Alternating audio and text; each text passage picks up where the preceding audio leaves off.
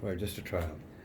Hello, everyone. Now we'll be talking about some important facts about the balance of payment. Uh, I've mentioned from A up to K.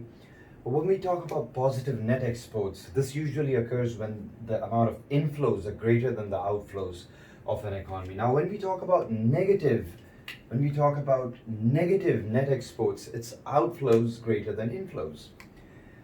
Okay, the second part, when we talk about balance of trade, what exactly is balance of trade?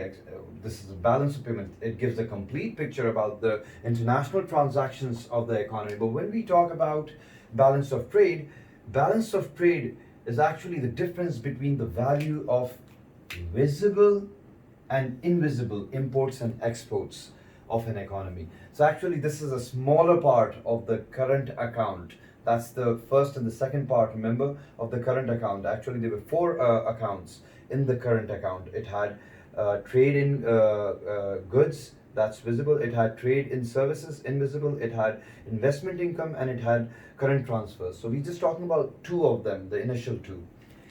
And when we talk about, and again, before I proceed with this, it is possible for an economy to have a balance of trade surplus and a balance of payment in deficit. Okay, IMF, International Monetary Fund, recognizes that there are three accounts of balance of payment. The reason why I'm telling this is because earlier we just had two accounts, current account and capital account. So once you're reading capital account, so there is a possibility that you might come across a lot of things of the financial account in the capital account. That's if you are reading from old version of books or maybe from internet. Okay, errors and omission. Now the D part here, errors and omissions. Now errors and omissions are actually, this is one of the part or the sub part of the balance of payment which is required for balancing the item. They also call it balancing item as well. This is one reason why, because if an economy has a deficit, it's not possible that you cannot owe the other country. The balance of payment, that particular deficit has to be filled up either by borrowing that amount from somewhere or by using the reserves. The overall balance of payment must be zero. It has to be balanced in the end, because that money has to come from somewhere and you have to pay the other country where you're buying it from. And if we talk about the G part, a persistent deficit is not good for an economy because it's not sustainable. You probably have to borrow money from IMF or from some other countries, or you probably would have to acquire or require financial aid from some other country to fulfill that particular deficit in the balance of payment.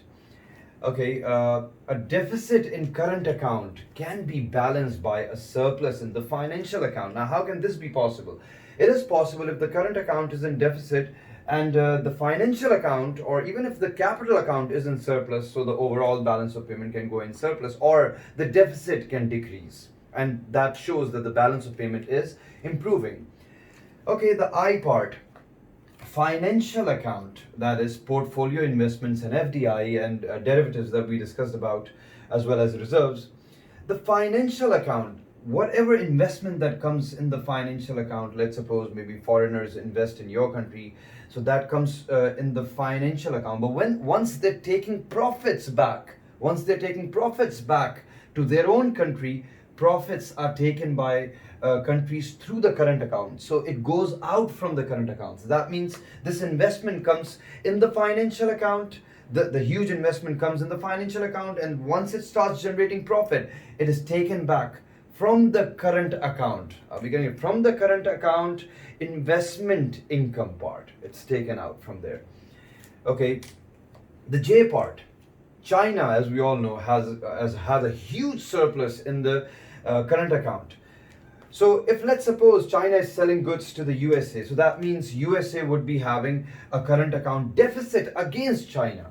Again, this is not sustainable in the long run. That you cannot have a current account surplus and the other country is having a persistent deficit or a bigger deficit. So what China should do? China should invest in the financial account of USA.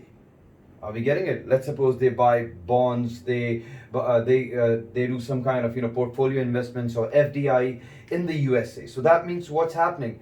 The Chinese current account is in surplus. Okay, the American current account is in deficit.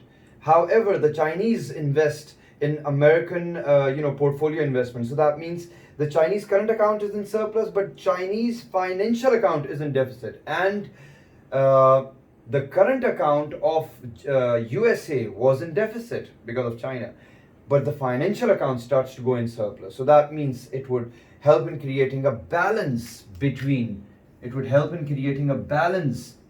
China and USA trading. That's how usually countries balance each other. So if we talk about the K part, current account deficit can also be reduced by developing slash creating trade exports to new trading partners. But this is a long-term solution, not an immediate solution to improving the balance of payment. So these are very important points of the balance of payment. Are we clear? Thanks.